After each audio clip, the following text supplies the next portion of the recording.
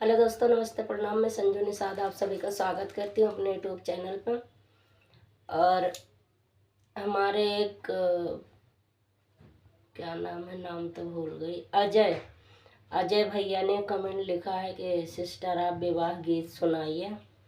तो उनके लिए हम विवाह गीत लेके आए हैं। कैसा लगेगा कमेंट बॉक्स में ज़रूर बताना। और अजय भाई, आपके कहने पर हम विवाह गीत सुना रहे हैं।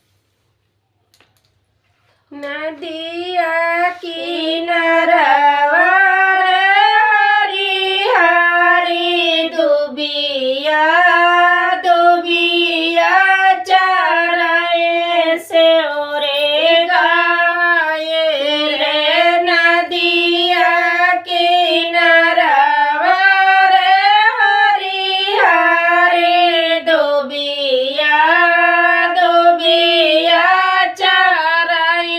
सूरी गाई रे लाई गैया कला रे बछड़ुआ दूधवा पियाए डबकोर रे लोदवा पियत दुल्हे लटने पसा